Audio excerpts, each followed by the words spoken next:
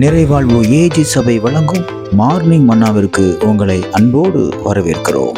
கர்த்தருடைய பரிசுத்த நாமம் மகிமைப்படுவதாக. இந்த நாளிலே உங்களை சந்திப்பதிலே மிகுந்த சந்தோஷம். எனக்கு அன்பான தேடு பிள்ளைகளே, நெருக்கம் ஒரு விசாலமே கிடைக்கல.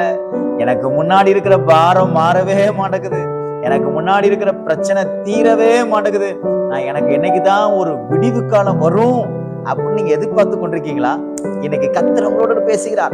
யோசுவா எழுதின புஸ்தகம் 3ஆம் அதிகாரம் 17வது வசனத்துடைய கடைசி பகுதி இப்படியாக சொல்லுகிறது: இஸ்ரவேலர் எல்லாரும் உலர்ந்த தரை வழியாய் கடந்து போனார்கள்.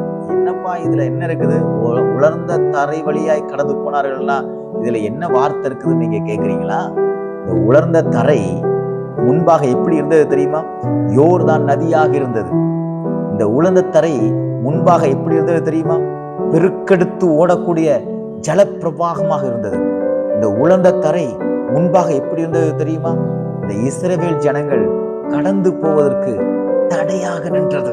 இந்த உலர்ந்த தரை முன்பாக எப்படி இருந்தது தெரியுமா? எல்லாருக்குள்ளும் ஒரு பெரிய பயத்தை ஏற்படுத்தினது.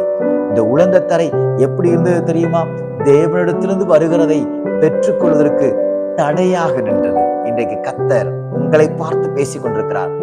எவைகளெல்லாம் தடையாக நின்றதோ, எவைகளெல்லாம் உங்களுக்கு விரோதமாக நின்று கொண்டிருந்ததோ, அதையெல்லாம் கர்த்தர் இன்றைக்கு உடைத்து போட்டு, எப்படி யோர்தானை கர்த்தர் கடக்க பண்ணும் பொழுது ஒரு தண்ணி இருந்த தடயம் கூட இல்லாம வெட்டாந்தரையில நடக்கிறது போலதான் சொல்லப்படுது. உலர்ந்த தரை. இதுக்கு முன்னாடி இங்க தண்ணி இருந்துச்சாங்கிற ஒரு பெரிய கேள்வி எல்லாருடைய இருதயத்துக்குள்ளும் இருக்கும்படியாக தேவன் வெட்டாந்தரையில இஸ்ரவேல் ஜனங்களை கடக்க பண்ணினாராம். அதே போல நீங்களும் கடப்பீர்கள். நீங்க அழுத கண்ணீர் ஆனந்தமாக மாறும். நீங்கள் வடித்த கண்ணீருக்கு கர்த்தர் தக்க பதிலை தருவார். உங்க வேதனைக்கு கர்த்தர் நல்ல ஒரு சுகத்தை தருவார்.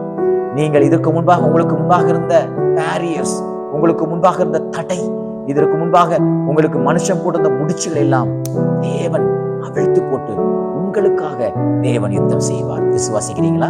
நீங்க எதெல்லாம் எனக்கு முன்னேறதுக்கு தடையா இருக்குன்னு சொன்னீங்களோ அதையெல்லாம் கர்த்தர் உடைத்து போட்டு நீங்கள் முன்னேறி செல்வதற்கு ஒரு வழியை கர்த்தர் ஏற்படுத்துவார்.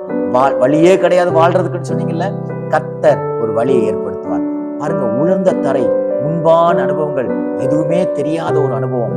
நீங்க பட்ட வேதனை எல்லாம் மறைந்து போய், நீங்கள் பட்ட கஷ்டம் எல்லாம் மறைந்து போய், நீங்க பட்ட அவமானங்கள் எல்லாம் மறைந்து போய் ஒரு பெரிய ஆனந்த சந்தோஷத்தினாலும் ஒரு உயர்வான ஸ்தானத்துக்கு நேராகவும் தேவன் இன்றைக்கு உங்களை கொண்டு போவார். எப்படி இஸ்ரவேல் ஜனங்களை ஆண்டவர் வெட்டாந்தரையில் நடத்தினாரோ அதே போல கர்த்தர் உங்களையும் வெட்டாந்தரையில் நடந்து அநேக அற்புதங்களை அடையாளங்களை காண இந்த நாளில் உங்களுக்கு உதவி செய்வாராக. ஆகையால் பயப்படாதீங்க.